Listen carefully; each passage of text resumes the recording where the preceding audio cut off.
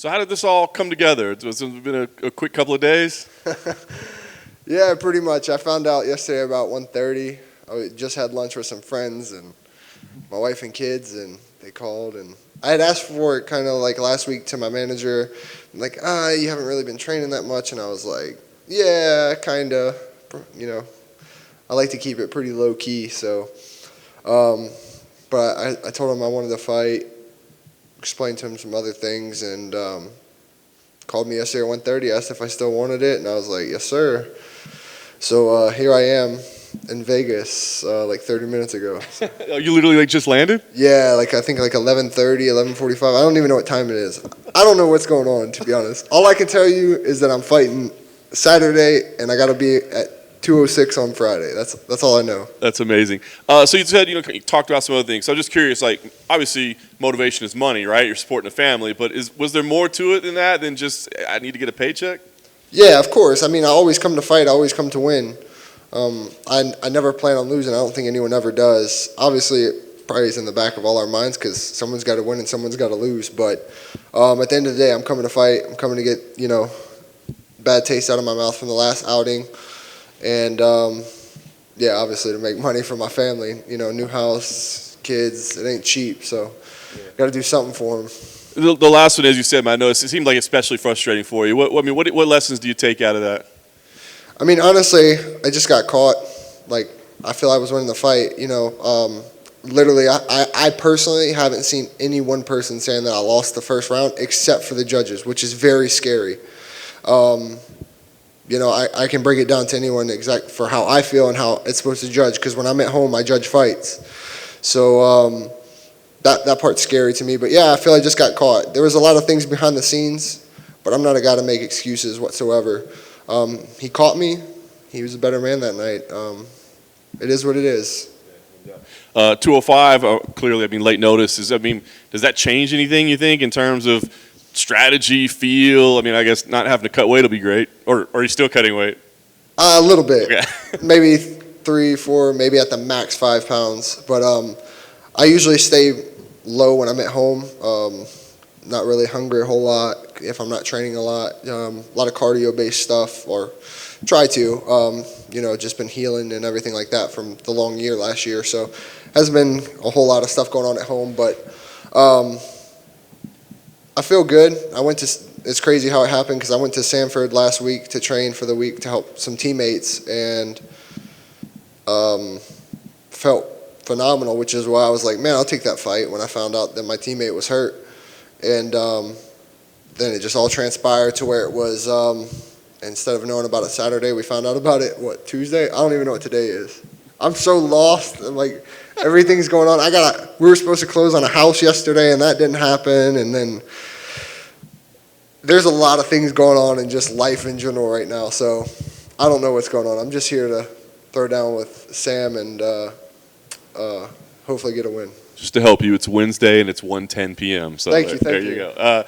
So what do you think about Sam as an opponent? Obviously a guy that's been around forever. So do you take the game plan that your teammate was using, or is it just a guy you've probably seen so much of, like how he's going to fight? Like, how do you prep for it in this short period? I don't even know what my teammate's game plan was, to be honest with you. For me, I'm just going to go out there and do me. I've watched this guy fight for many years. I feel like I think I was 18, 19 years old since I was watching him fight. So I've watched him fight so many times, and I've obviously rewatched some video. And I'm honored to be able to do this and fight such a veteran like him. I've always wanted to test the waters at 205 to see how it felt without cutting weight. Obviously, a little bit more of a notice for just 100% confidence, but it's a fight. I'm a fighter. Fighters fight. And a lot of people are like, oh, you're badass for doing this or whatever. But for me, I'm still cut from that old cloth, where I grew up with guys that just, when you want to fight, you fight.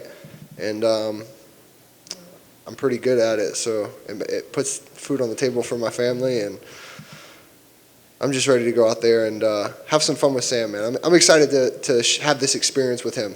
Yeah. So anybody watching this, they might be like, that dude is completely unprepared right now. Like, is that fair to say that? Or is it like, nah, man, it may seem like that, but come on, I'm always training, I'm good. I mean, or is it like, you don't even know what the hell is going to happen on Saturday? I hope my hand gets raised. I just know I'm technically sound. Obviously, when I'm 100% prepared and have a full camp to train for just one opponent, I'm a scary guy. I clown guys when I do that. So, I don't know what's going to happen. I feel like that's where the ease comes for me. It's just like, even though people are on the betting odds are expecting me to win, there's a lot of people that are like, oh shit, like, he hasn't done nothing. He hasn't really been training. He's basically coming off the couch. This guy's been training for months now. So it's up to me to go in there and control my emotions, control my actions, and be 100% focused. For whatever reason, maybe I wasn't focused on the last one. Like I said, there's a lot of back actions, and it is what it is. But I'm pretty damn focused right now. Even though it's such short notice, I'm just focused on me, and I know I can flip that switch when it's time and just focus on the fight, and I know what I bring to the table, and just hopefully my body comes with it. Nice.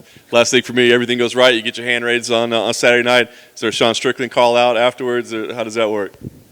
Nah, man. We kind of squashed it. He come up to me and apologized to me before I fought, the day that I fought Chris. Of course, I'd like to fight him again. Of course, I'm crazy in my head probably. People say what they want, but I feel I'm better than him. It was just his night. Same thing for Chris. I got caught. Both of them got caught, which is crazy. First times I've ever been TKO'd, and it was here in the UFC, and it's to guys that I was like, man, there's no way. If you would have asked me, I'd be like, you're tripping, man. That's never going to happen. And so it's I grow a lot mentally from it, but I just want to go out there, get the W, and get back home, enjoy some things, and then hopefully fight again in June, maybe worst case July.